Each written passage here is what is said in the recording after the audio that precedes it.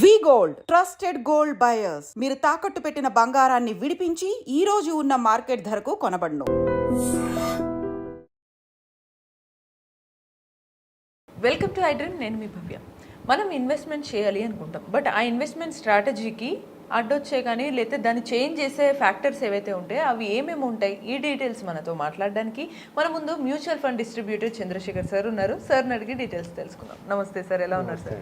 Sir, ఈ investment strategies అనేవి మనకి చాలా ఉంటాయి కదా సార్, వీటిని చేంజ్ చేసే ఫ్యాక్టర్స్ ఏమేమి ఉంటాయి సార్ మెయిన్గా?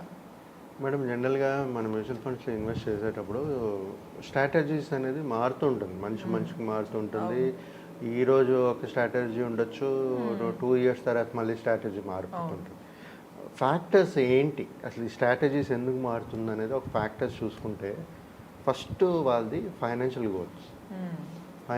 గోల్స్ అనేది ఇవాళ ఇన్వెస్ట్ చేస్తూ ఒక గోల్ అనుకుని స్టార్ట్ చేస్తారు, రైట్? 2 ఇయర్స్ తర్వాత అది మళ్ళీ ఆ గోల్ అనేది మారిపోయేటప్పుడు స్ట్రాటజీస్ కూడా మారిపోతుంటాయి. అది కాకుండా మేడం, రిస్క్ టాలరెన్స్. ఎప్పుడైతే మనం గోల్ సెట్ చేసుకుంటామో ఈరోజు ఇంత రిస్క్ తీసుకోగలను అనుకుంటారు, బట్ 2 ఇయర్స్ తర్వాత 3 ఇయర్స్ తర్వాత ఒక సమయం వచ్చినప్పుడు మళ్ళీ ఆ రిస్క్ అనేది తగ్గిపోవడం కానీ పెరగడం కానీ జరుగుతుంది. జరిగేటప్పుడు మళ్ళీ ఆ స్ట్రాటజీ అనేది మారిపోతుంది. ఇది కాకుండా మార్కెట్ కండిషన్స్, ఎకనామికల్ కండిషన్స్ కానీ, గ్లోబల్ ఫ్యాక్టర్స్ కానీ, ఇలాగ ట్రేడ్ వార్స్ కానీ, ఈ గ్లోబల్ ఎకనామిక్ కండిషన్స్ వల్ల కూడా వాళ్ళ స్ట్రాటజీ అనేది మారిపోతుంటుంది. ఎందుకు మారిపోతూ ఉంటుంది అంటే, మార్కెట్ అప్స్ అండ్ డౌన్స్ ఉంటాయి, వాళ్ళు చూసి భయపడచ్చు, లేకపోతే వాళ్ళ సోర్స్ ఆఫ్ ఇన్కమ్ తగ్గి ఉండొచ్చు, it can be any reason. So ఇదొకటి. ఇంకోటి ఏంటంటే ఒక టైం ఆరిజన్. ఎప్పుడైతే ఒక గోల్ పెట్టుకుని పెద్ద లాంగ్ టర్మ్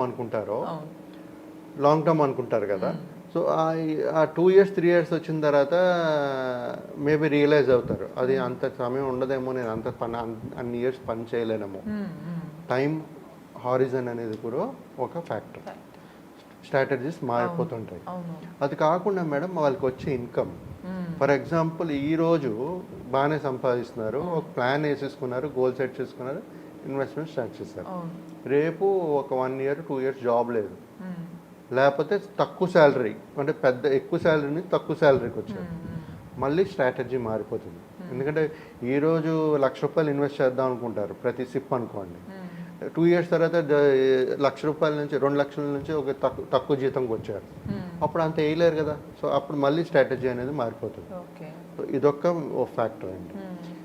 ట్యాక్స్, ఇప్పుడు ట్యాక్స్ స్లాబ్స్ ఉంటారు చూసారా, ఎంప్లాయీ ట్యాక్స్ స్లాబ్స్ ఉంటాయి, వేరే ట్యాక్స్ స్లాబ్స్.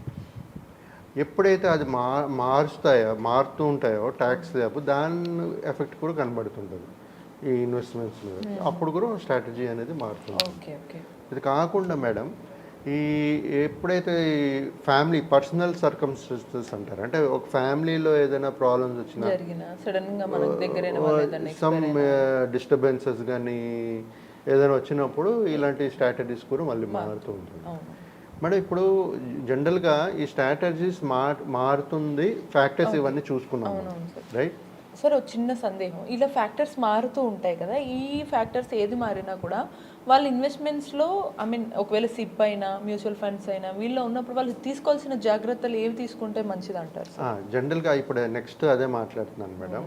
ఇప్పుడు ఈ స్ట్రాటజీస్ చేంజ్ చేయాలి అనుకునేటప్పుడు అసలు ఏం చేయాలి? ఫస్ట్ ఏంటంటే రీబ్యాలెన్సింగ్, పోర్ట్ఫోలియోని రీబ్యాలెన్సింగ్ చేసుకుంటూ ఉండాలి.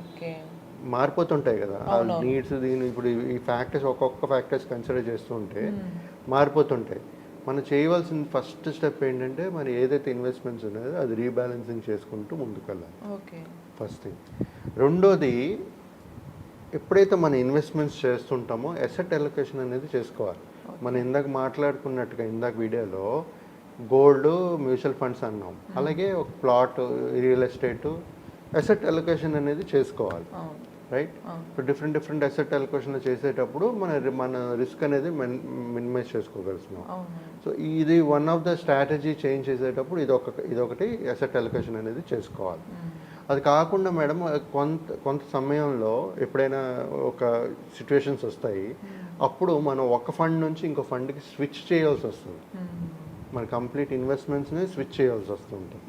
సో ఇలాంటి స్ట్రాటజీస్ అనేది మన స్ట్రాటజీలో ఇలాంటి చేంజెస్ అనేది మనం చేస్తూ ఉండాలి. ఇది కాకుండా ఎప్పుడైతే అంటే ఒక సిచ్యుయేషన్ మారినప్పుడు, స్ట్రాటజీ మారినప్పుడు ఒక ఇన్వెస్ట్మెంట్స్ అనేది మనం పెంచుకోవాలి లేకపోతే తగ్గించుకోవాలి. ఇలాంటి చేంజెస్ అనేది చేసుకుంటూ ఉండాలి. అప్పుడే స్ట్రాటజీ అనేది మారుతుంటుంది. సో ఎప్పుడైతే నేను ఇందాక చెప్పిన ఎగ్జాంపుల్ ఎక్కువ సంపాదించిన వాళ్ళు తక్కువ సంపాదించేటప్పుడు ఆయన డబ్బులు ఇన్వెస్ట్మెంట్స్ అనేది తగ్గిపోతుంటాయి. సో ఇలాగా ఇదొక మెయిన్ ఇంపార్టెంట్ ఇది మాట. స్ట్రాటజీ చేంజ్ చేసేటప్పుడు ఇలాంటివన్నీ చూసుకుంటూ చేస్తూ ఉండాలి. అది కాకుండా మేడం ఎప్పుడైనా ఇన్వెస్ట్ చేసేటప్పుడు ఏం చేస్తాం, మనం ఒక వెల్త్ క్రియేట్ అవ్వాలని చేస్తాం, రైట్? సో దానికి మనం ప్రతి ఒక్కరు ఇన్వెస్ట్ చేసిన వాళ్ళు ఏం చేస్తారు తెలుసా? ఇప్పుడు ఫస్ట్ ట్యాక్స్ ఎంత పడుతుంది, ట్యాక్స్ ఎగ్జంప్షన్ వస్తుందా అని చూస్తున్నాం. మనకి వచ్చే రిటర్న్ వచ్చేటప్పుడు కూడా ఎంత కట్ అవుతుంది అనేది కూడా చూస్తుంటారు. సో ప్రతి ఒక్కరూ ఇలాంటి చేసేటప్పుడు ఇలాంటివన్నీ చూసుకుంటూ చేయాలి. స్ట్రాటజీస్ మారుతుంటాయి కానీ మరి ఎక్కడైతే మనకు ఆప్షన్ లేదో ట్యాక్స్ ఎగ్జామ్షన్ చేయడానికి, సేవింగ్ చేయడానికి, మనం ఎక్కడైతే ఉందో అది చేసుకోవచ్చు. కానీ మనకు వెల్త్ కూడా క్రియేట్ అవుతుండాలి. అది కూడా చూసుకోవాలి. మీకు ఎంత వెల్త్ క్రియేట్ అవుతుంది, మీకు ఎంత ట్యాక్సేషన్ పోతుంది అనేది చూసుకుంటూ ఇంకా ఎంత మిగులుతుంది. So product to product compare చేసుకుంటూ మనం ముందుకు వెళ్ళాలి.